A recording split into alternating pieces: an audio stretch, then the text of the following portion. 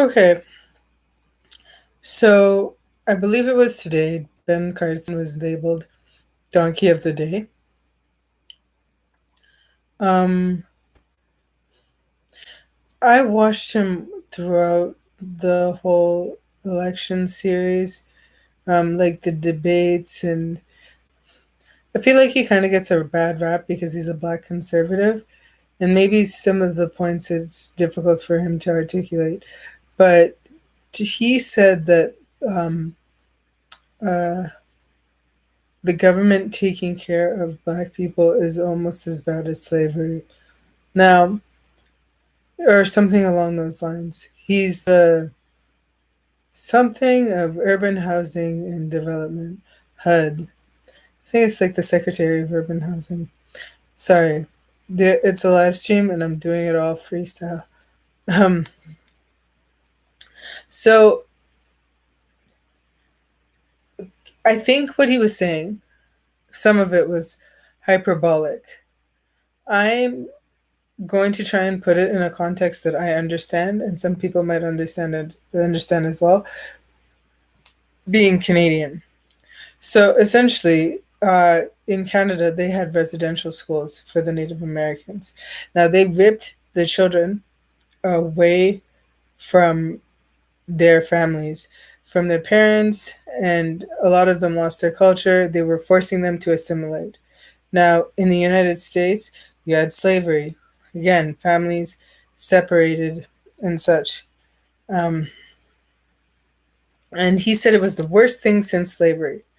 Slavery, slavery is terrible, but there was this documentary I saw, Crips and Blood Made in America, something about trying to get them to do as much harm to themselves as possible.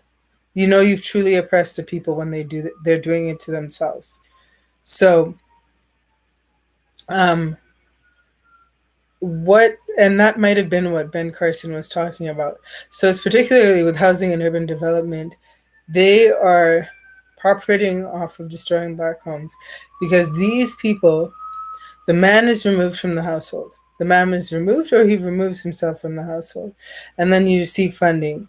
And then you have food stamps. And then there's different government programs that are set in place to help you get on your feet or to take care of you, as he put it, take care of all your needs. So again, so did that contribute to the breaking down of black homes and families? Yes, it did. Is it as bad as slavery? Well, no, it is still traumatizing if you're a child that's experienced separation from the home, how that separation comes about. It's feeding into the cycle of generational wealth, creating a situation of single mothers and absentee fathers. Is it the same thing? No. um what is it? But when you look at how these programs work, so the natives have their treaties, and some of them get money, some of them get land, some of them get more rights that Canadians don't have. But a lot is taken, a lot is given, and a lot is taken. So the same thing happens to the black community. He's talking about the destruction of the black family, but it's manufactured consent. You have consented to the destruction of the black family by participating in some of these programs. These programs are not going to help you the same way if there's a man in the home. And some of them, once you get used to a program, sometimes you become dependent. So it's the creation of welfare queens, so to speak. So he might have been observing this while he was the director of HUD, because I know people who have used government government programs for low income housing. Um, and some of them knew straight off the bat that that was their plan. I'm not saying that these are necessarily black people. When I was in high school, some young the people had grown up in the system. They already knew. They already knew what they were going to do. Try and qualify for low income housing. Now, I don't believe Canada has food stamps, but um, it does create a sense of dependency for some of these people.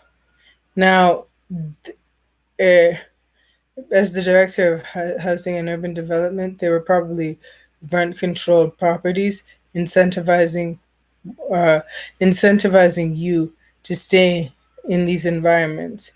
And especially if you're getting money and financial support to be there, it's very hard to stop. You become dependent, you factor it into your budget. Even if you're a person who doesn't budget, you get used to this money and incentives.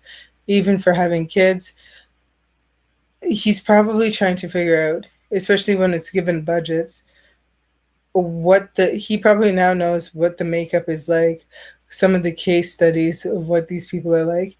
Is it as bad as slavery? Because I know on the Breakfast Hub, they're like, do we need to remind you what slavery is like? This is what it means to be taken away. This is the traumatic. Yes, I'm pretty sure Ben Carson understands that. But I think he's trying to draw um, a parallel, especially if you look at it at the magnitude. How many families are consenting to do this, whereas before it wasn't consenting? How many people are not consenting to do it, but they're placed in the system, in the sense like social services, the police, different things like that getting involved, or people pressuring them to these government programs? Is it as bad as slavery? No, but what does life look like for generations? Like I said, I know some people who knew straight out of high school that's what they were going to do, but they grew up in low income housing. So, what does it mean to feed into the cycle? For some of these projects, the government does, in fact, benefit. Um, if you're paying low amounts for rent, you're still paying rent. You're still paying rent to the government. The government is getting money as it's feeding you money. So, it's a self sustaining cycle. Now, is it easier for the government to be your landlord, or is it easier for a common citizen to be your landlord? These are things. These are things. I don't think he's an idiot. I think he just didn't know how to, well, not didn't know how to. Some of these things, when it comes to politics, it's almost like, do you understand the language that they're speaking? I hear what Trump says, and it's like, oh, he's. I think some people think first, oh, he's racist, oh, he's stupid. They use these labels to put them in a box, and then these people aren't able to leave these boxes, and you're unable to understand the language that they're speaking, even if they are for what you're speaking of. So, which was going to go into my next video. I'm going to talk about what it means to be a black conservative, not necessarily Republic or Democrat. You don't need to ascribe to a particular party. Different um, different um,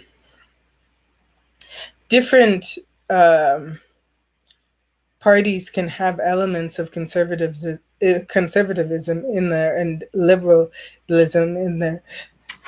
Um, Again, doing with different things. Ben Carson is saying you need to stop having the government take care of you. What is he saying? It sounds, was it Ronald Reagan who said, ask not what the government can do for you, ask what you can do for the government? When you're in these programs, you are servicing the government, liberal or conservative. So if you say, oh, well, if you vote Joe Biden, he's going to give more money to these programs. What do these programs do? Do these programs benefit you? Would you prefer a more conservative principle? Like if we create more jobs and have rent controls, like so rent caps, like then as opposed to giving you money for being to provide for the household. Again, so they have food stamps where you can buy certain items instead of them giving you money. How does that work out? If we can incentivize people to work and be more independent, I think independence should be the goal, because you don't necessarily need the government to dictate your whole life. But I don't know. That's just my opinion. Do I think that he deserved getting the donkey for that statement? No, it's hyperbole. It's an exaggeration. He needed to further elaborate to make more sense of it.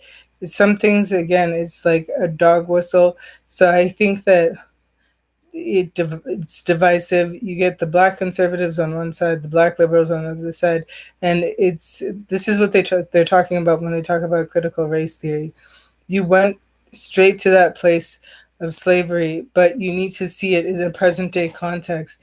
It is present day slavery in a way because you're doing it to yourself.